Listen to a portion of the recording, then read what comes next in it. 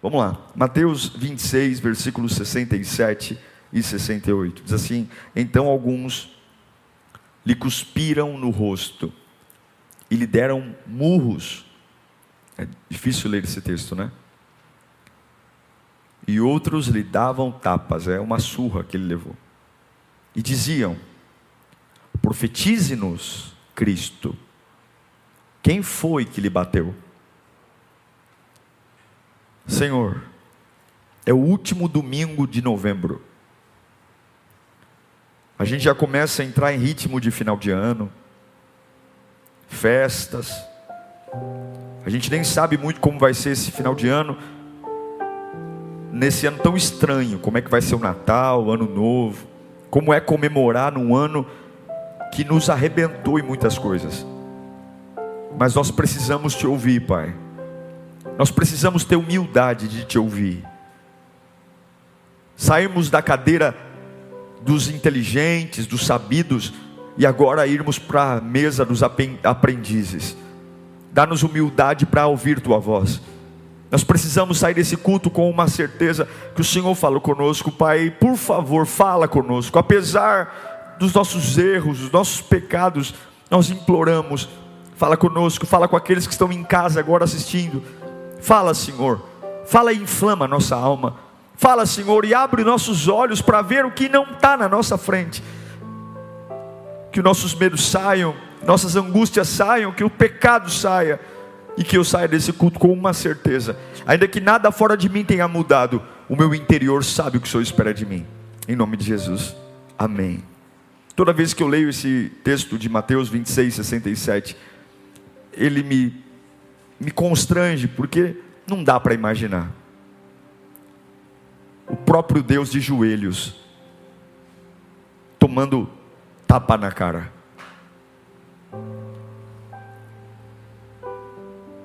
Não dá para imaginar.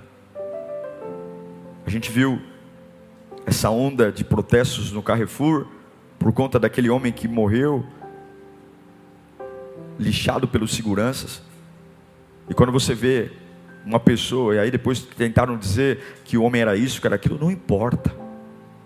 Não importa se ele fazia isso com a mulher, não importa. Ninguém deve passar por aquilo. Não existe.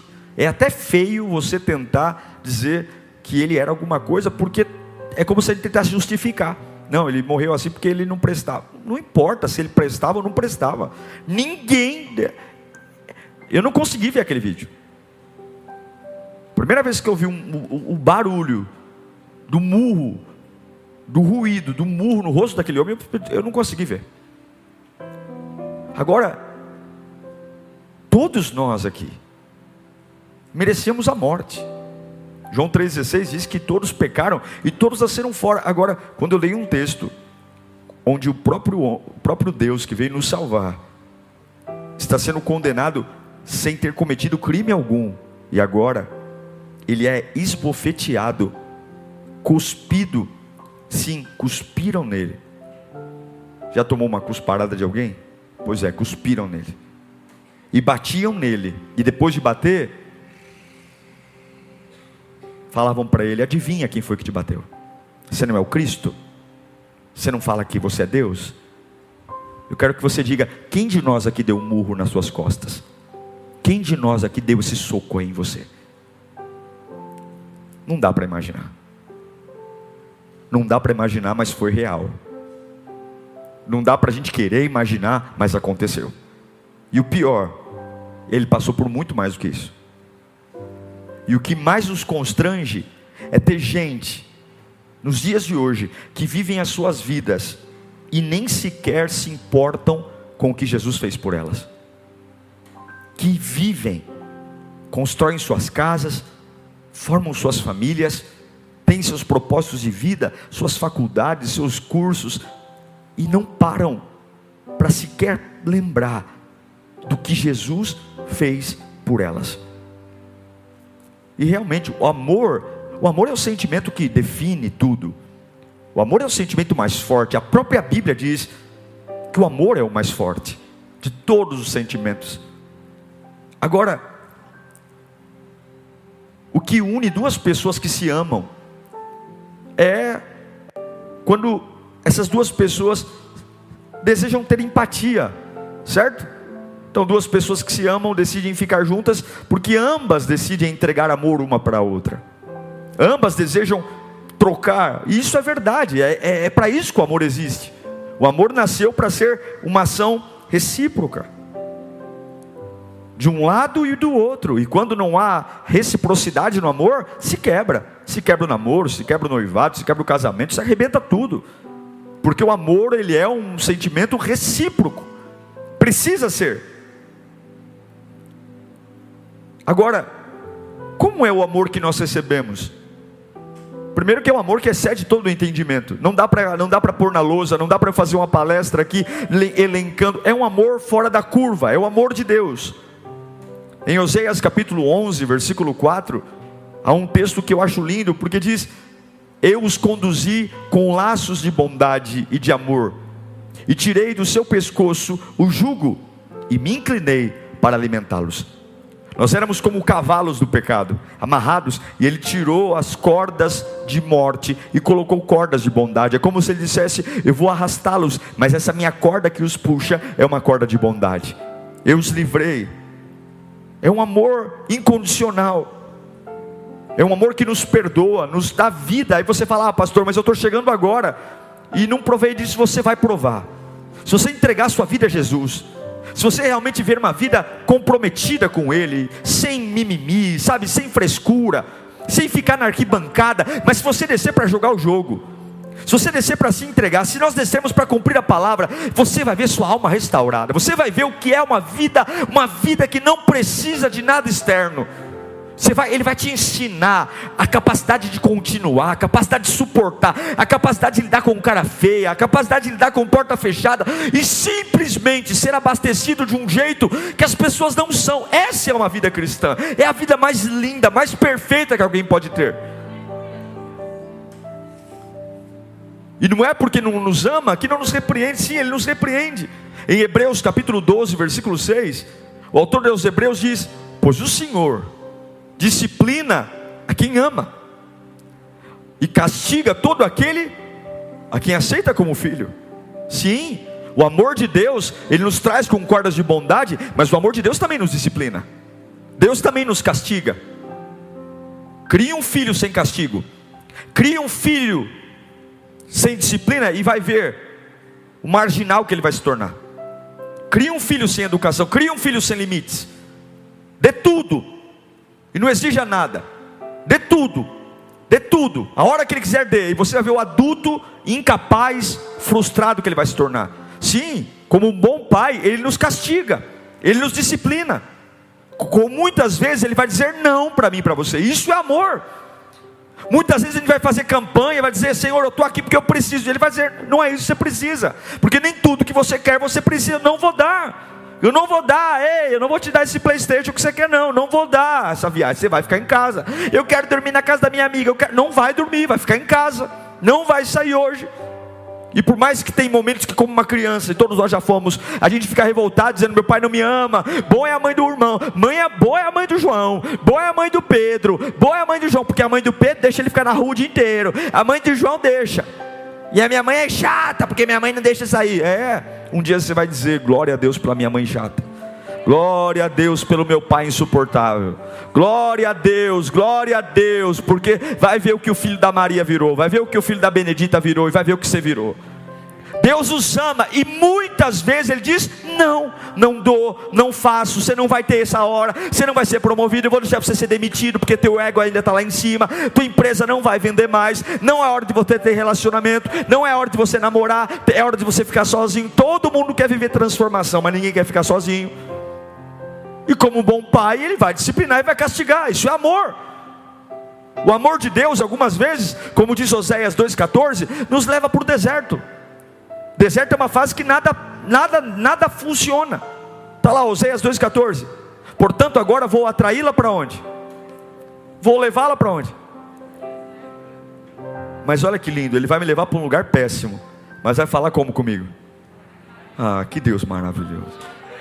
Eu vou levar você para um lugar ruim, Um lugar que você só vai conseguir depender de mim. Você vai plantar e não vai nascer nada. Não tem sombra. E o único abrigo, o único lugar de descanso é a minha presença. Mas fica tranquilo, que quando o sol estiver a pino, queimando o teu coco, quando você estiver morrendo de sede, você vai clamar a mim. E eu vou falar com você com carinho. Eu vou cuidar. Irmãos, até os desertos na presença de Deus são lugares de cura. Você está entendendo? Que até os piores lugares a gente cresce. Que lindo. Por quê? Porque Ele quer conquistar o nosso coração aos poucos.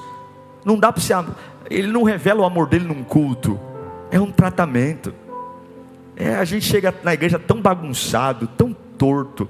A gente chega diante de Deus com tanta mania, tanta crendice, tanta ideia furada, tanta coisa nada a ver. E Ele sabe que se Ele revelar o amor dele, a gente não aguenta. Então ele vai tratando a gente. E algumas vezes Ele diz não, algumas vezes Ele leva a gente para o deserto, algumas vezes Ele promove, algumas vezes Ele aperta, mas sempre fala com carinho. Sempre. Em Oséias 11, compara o amor de Deus ao amor de um pai. Quero ler com você Oséias 11, do 1 ao 4. Quando Israel era menino, eu amei, e do Egito chamei o meu filho. Mas quanto mais eu o chamava, mais eles se afastavam de mim. Eles ofereceram sacrifícios aos Balaíns, outros deuses, e queimaram incenso os deuses ou ídolos esculpidos.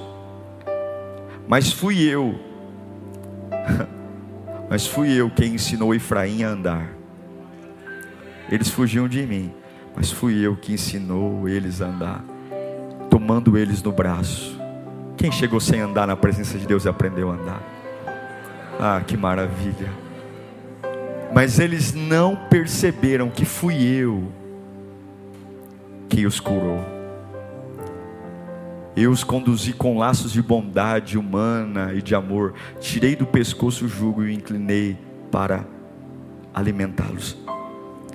É o amor de um pai que coloca o filho no sofá e diz: vem, confia.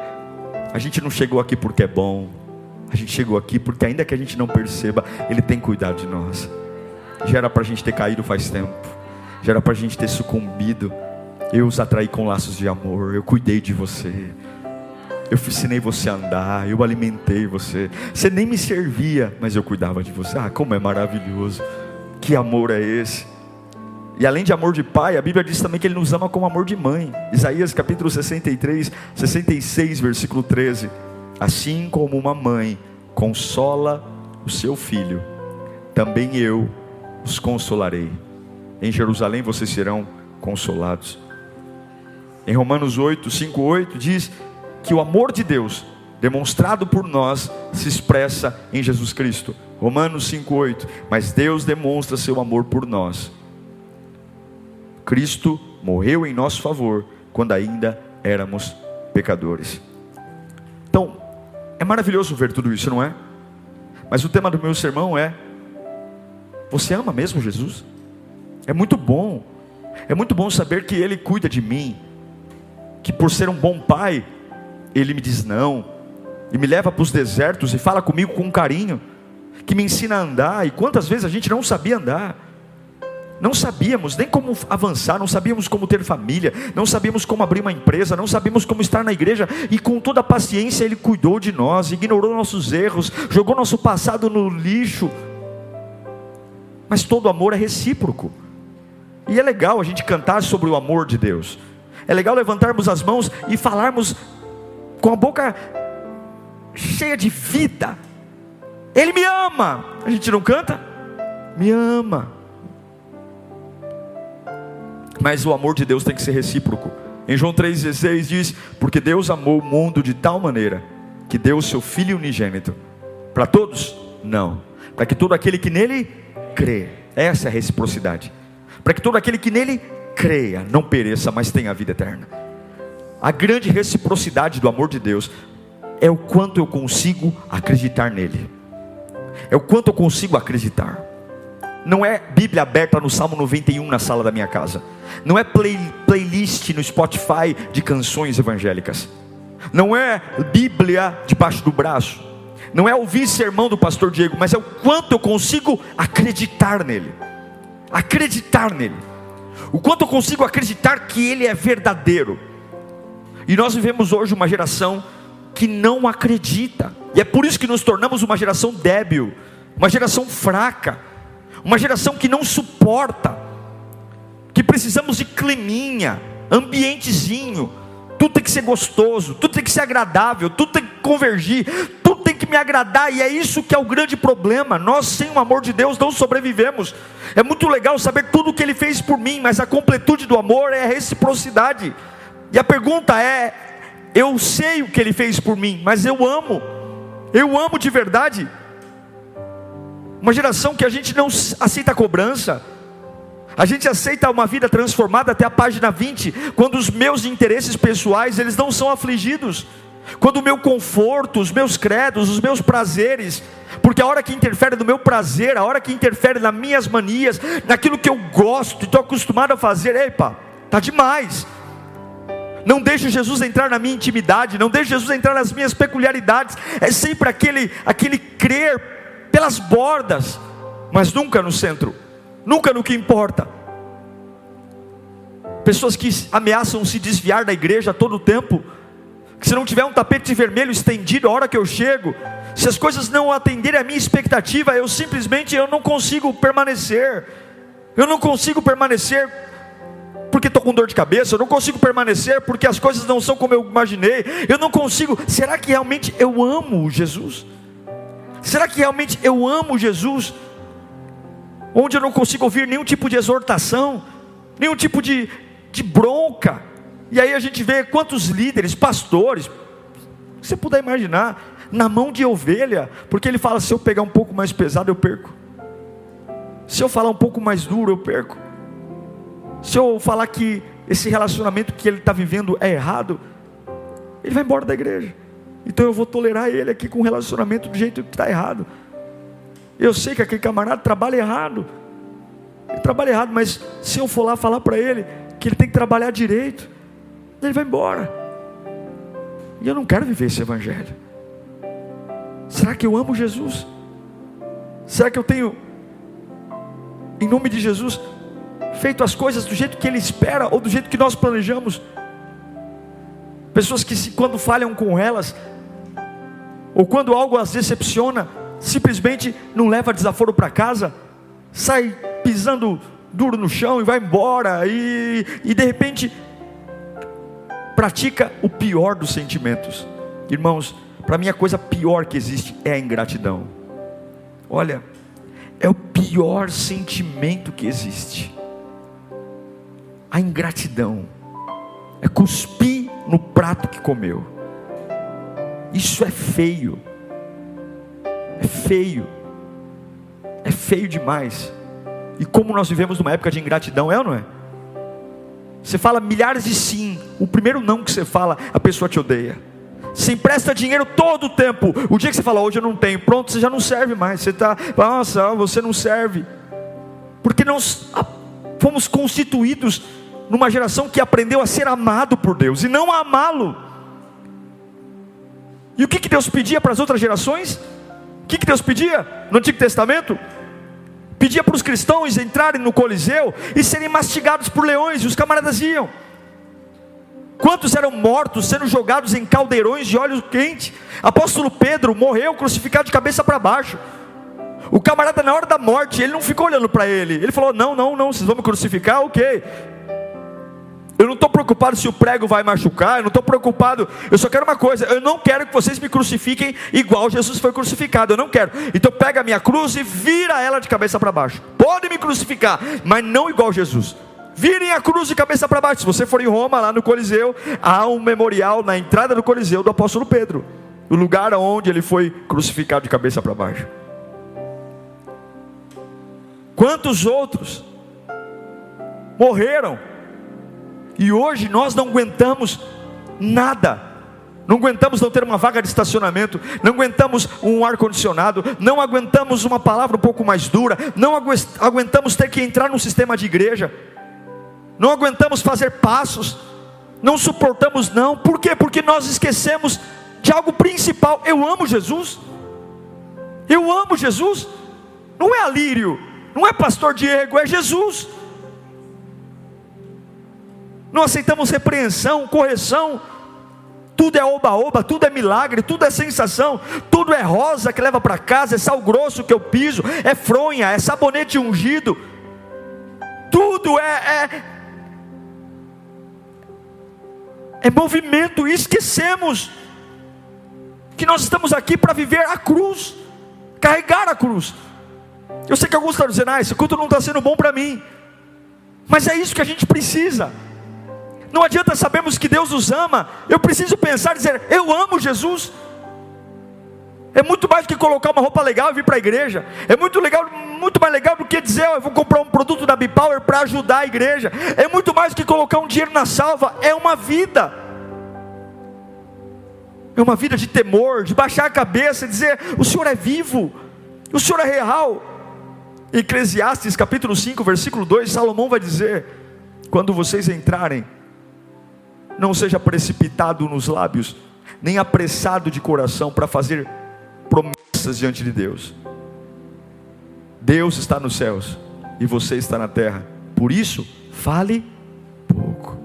Vem para o culto, fala pouco, só contempla, só adora. Quando eu digo para vocês, feche os olhos e dá glória, porque a nossa boca está desembestada para falar o que a gente precisa. Nós entregamos muito pouco. Alguns acham que quebram um galho para Deus vindo à igreja, dizimando, ofertando. Eu vou ajudar a carregar umas cadeiras, eu vou ajudar a ser um voluntário, vou dar uma ofertinha um pouco mais gorda aqui para ajudar na obra. Sério mesmo? É sério que você acha que Jesus precisa de nós? Você acha que Jesus precisa do nosso sacrifício? Você acha que Jesus precisa da gente? Ele é Deus. Se nós formos para o céu ou para o inferno, Ele é intocável. Ele não precisa de nós. Ele não precisa. Ele não precisa. Ele não mendiga sacrifício. E o que é então amar? Eu aprendo com um homem que amou. Eu quero ler um texto com vocês, Atos capítulo 6. Como é que eu amo Jesus? Como é? Ok, pastor, essa palavra me pegou aqui, realmente estou pensando, estou até um pouco constrangido, mas ok. Em Atos capítulo 6, versículo 8, diz: Estevão, homem cheio de graça e poder de Deus, realizava grandes maravilhas e sinais entre o povo. Capítulo 7 agora, versículo 55. Mas Estevão, cheio do Espírito Santo, levantou os olhos para o céu e viu a glória de Deus, e Jesus de pé à direita de Deus, e disse: Vejo o céu aberto e o Filho do homem de pé à direita de Deus. Mas eles taparam os ouvidos e, gritando bem alto, lançaram-se todos juntos contra ele. Arrastaram-no para fora da cidade e começaram a apedrejá-lo. As testemunhas deixaram seus mantos aos pés de um jovem chamado Saulo. E enquanto apedrejavam Estevão, este orava: Senhor, Senhor Jesus, recebe o meu espírito. Então caiu de joelhos e bradou: Senhor, não os considere culpados deste pecado. E dizendo isso, adormeceu. Você sabe quando eu amo Jesus? Quando a gente está preparado para as pedradas. Você só pode dizer que ama Jesus quando as pedradas não mudam a essência de Deus na sua vida. Você não pode dizer que ama Jesus porque vem ao culto. Você não pode dizer que ama Jesus porque acha legal estar aqui. Você não pode dizer que ama Jesus porque é um voluntário. Você não pode dizer que ama Jesus porque canta, porque toca. Você não pode dizer que ama Jesus porque dizima. Você só pode dizer que ama Jesus se você aguenta as pedradas. E quando você sofre as pedradas, você não vai dizer que Deus te odeia. Você vai dizer: eu vejo o Senhor em pé à destra de Deus Pai. Olhar para aqueles que estão te apedrejando e dizer: Pai, perdoa, porque eles não sabem o que fazem. As pedras estão mudando a face de Estevão. As pedras estão arrancando a orelha, desfigurando os olhos, explodindo o crânio. As pedras estão destruindo seus lábios, talvez trazendo fraturas do pulmão. As pedras estão arrebentando com o seu corpo, mas as pedras não estão afetando o amor que ele tem por Jesus Cristo.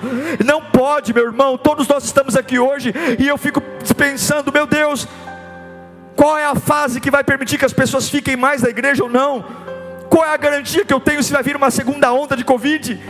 E eu fico vendo pastores correndo para fazer programações, tentando atender a igreja, dizendo: eu preciso segurar o povo na igreja, eu vou criar isso, vou criar aquilo. E Deus falou comigo essa semana: fale do meu amor, fale do meu amor, fale, porque ninguém consegue estar num ambiente sem amar Jesus.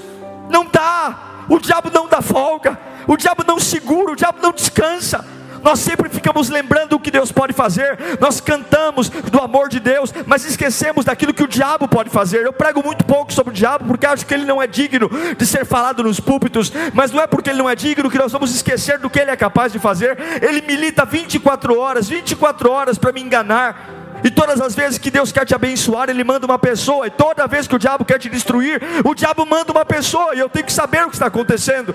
Ele quer me roubar, ele quer me matar, ele quer me destruir. E ele não é amador, ele é profissional, ele sabe matar, ele sabe. Alguns pintam o diabo de chifrudo, de alguém que chega. O diabo nunca vai assustar você. O diabo não quer que a tua geladeira fique andando à noite. O diabo não quer. O diabo não fica ali, a janela bateu. Alguns ficam assustados: ah, pastor, o diabo está aqui, a janela bateu. Você acha que o diabo quer ficar batendo tua janela? Você acha que o diabo quer fazer tua geladeira andar? O diabo, ele vai chegar de um jeito que você não se dê conta. Ele vai chegar de um jeito amável. Você acha que o diabo é muito mais inteligente do que ficar batendo janela para você ficar apavorado no corredor da casa?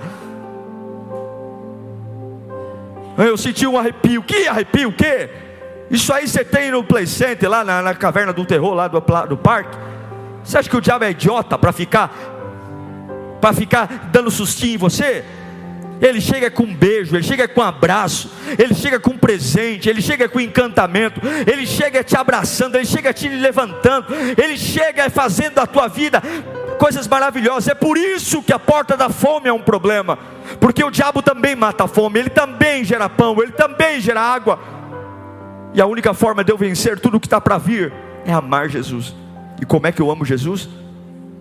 Seu cristianismo sobrevive a pedradas?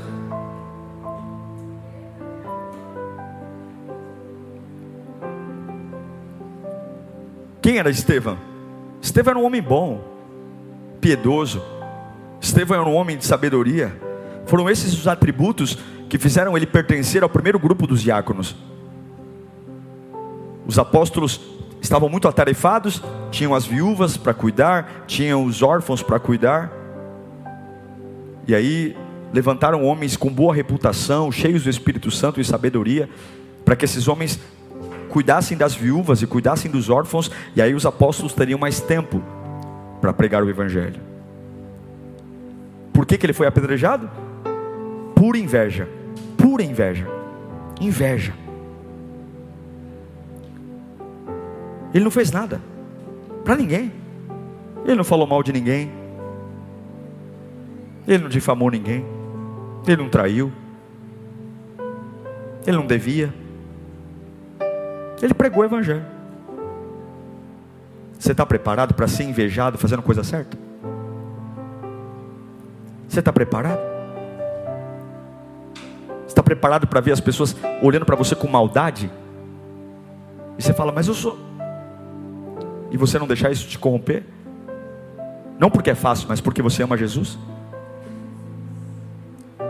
Sabe por que ele foi apedrejado? Por causa de ciúmes. Que o ministério dele estava crescendo. E aí ele começou a dizer: ó, Deus não habita em parede não. Porque os fariseus amavam a estrutura, amavam ficar se aparecendo nas belas paredes do templo. E ele começou a falar: Deus não habita em templo feito por mão de homem não. Deus habita em nós. E quando ele começou a pregar, odiaram ele. Ciúmes. Você suporta as pedradas dos ciúmes? Quantas pessoas dizendo: eu não amo Deus porque em igreja só tem hipócrita. E você é mais um. Eu não me envolvo mais na igreja, pastor, porque o povo ciumento. E quem disse que você está aqui para agradar a gente? Você está aqui porque você ama Jesus. Por que eu estou nesse culto? Por causa de Jesus. Por que eu canto? Por causa de Jesus. Por que eu vou? Por que eu vou ser um voluntário? Por causa de Jesus. Por causa de Jesus. Por que eu disse? Por causa de Jesus. Eu amo Jesus, eu amo Jesus, eu amo Jesus. Mas e a inveja? Eu amo Jesus. Mas e a inveja? Eu amo. Mas e os ciúmes? Eu amo Jesus. E a vingança? Vingança, odiavam. Esse foi o prêmio de um homem que teve uma vida íntegra, boa reputação, cheio de sabedoria. Ele foi apedrejado. Não é isso que uma pessoa que faz tudo certo espera. Não é isso que a vida nos ensina. Mas eu preciso preparar meu amor para isso, irmãos. Para isso. A integridade de Estevão não foi movimentada pelas pedradas de ódio. Ele era um homem cheio do Espírito Santo, cheio de fé. E o que aconteceu no meio da pedrada? Ele caiu endemoniado? Ele caiu em depressão? Não. Quando começaram a bater nele, ele viu o céu. Foi a única vez na Bíblia, que é registrado Jesus se levantando do trono. A única vez. Em nenhum outro livro você vai ver de Gênesis a Apocalipse alguém dizendo que viu Jesus se levantar do trono para receber alguém. Nunca. Mas Estevão viu Jesus se levantar do trono e recebê-lo em pé no dia de sua morte. Sabe por quê? Porque ele amou. Ele amou.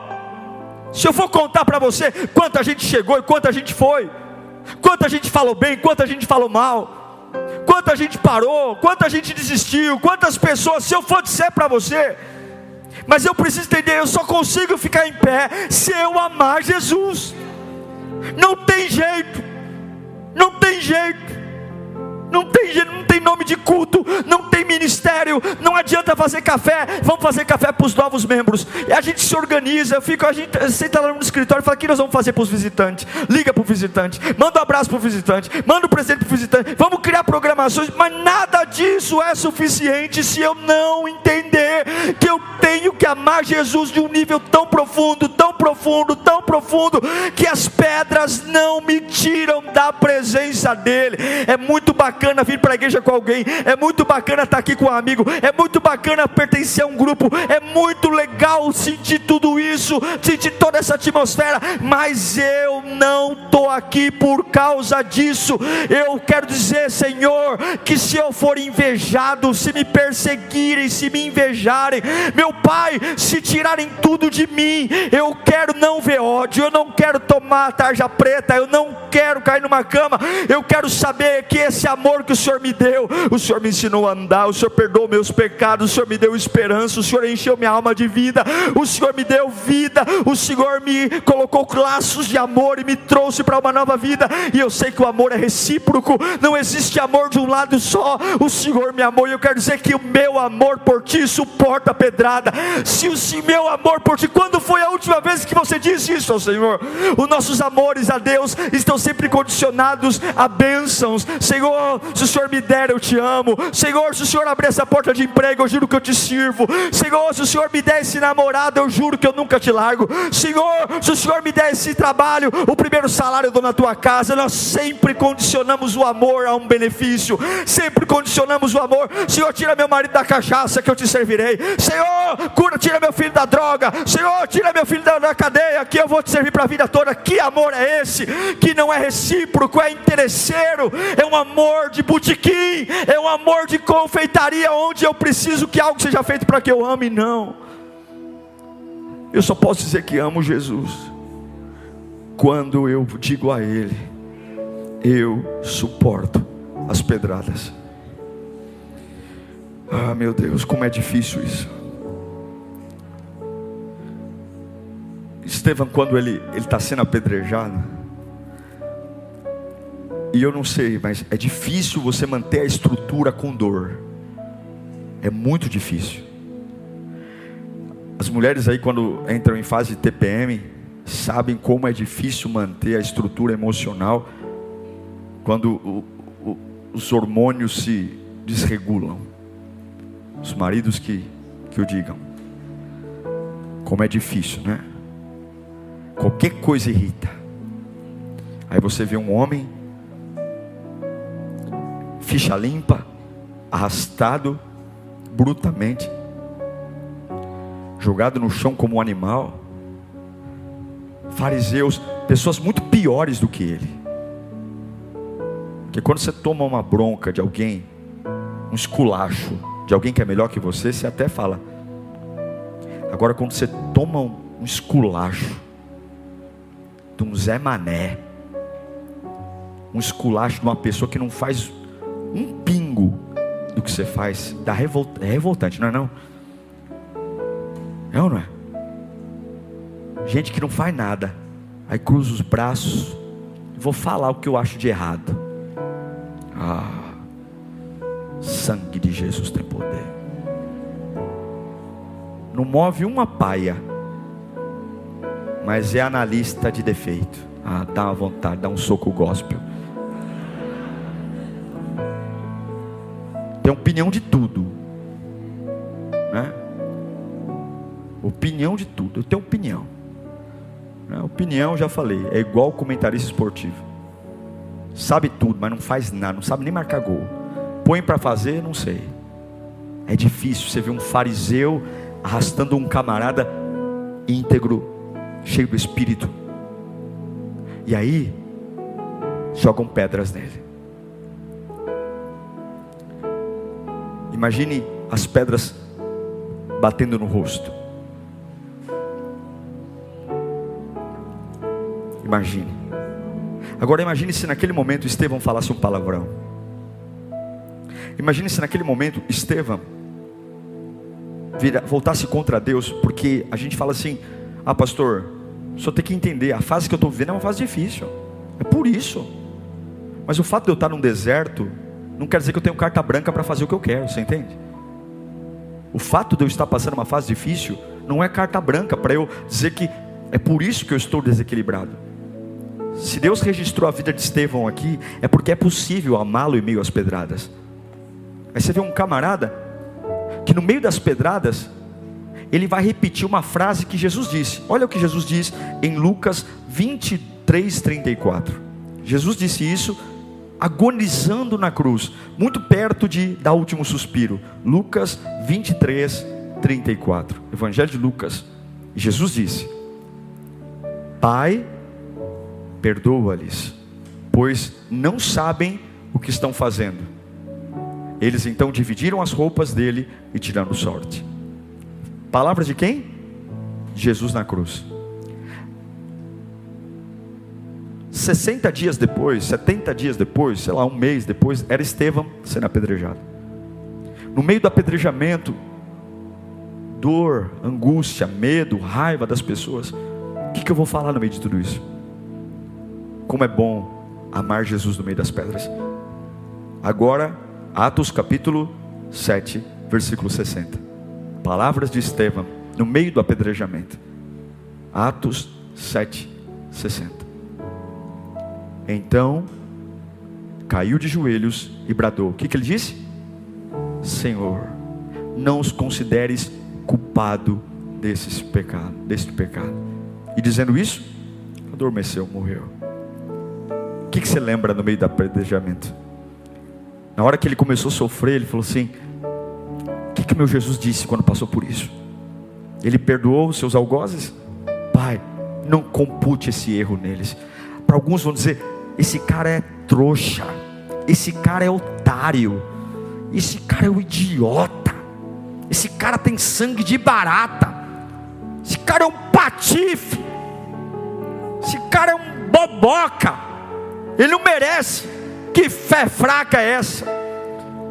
Mas esse boboca viu Cristo em pé no trono, levantando-se para recebê-lo. Pois que eu seja como um louco para o mundo, mas que o céu me reconheça, e Jesus diga: Pai, lá vem um que me ama. Pai, lá vem um que me ama, porque eu não quero que o meu amor seja recíproco só para as pessoas. Sua fé suporta as pedradas, sua fé suporta críticas, zombaria. Porque se a sua fé não suporta, eu digo para você abertamente: você não ama Jesus. Você não ama. Não bata no peito para dizer que ama Jesus, se você não suporta as pedras. Não diga. Não diga.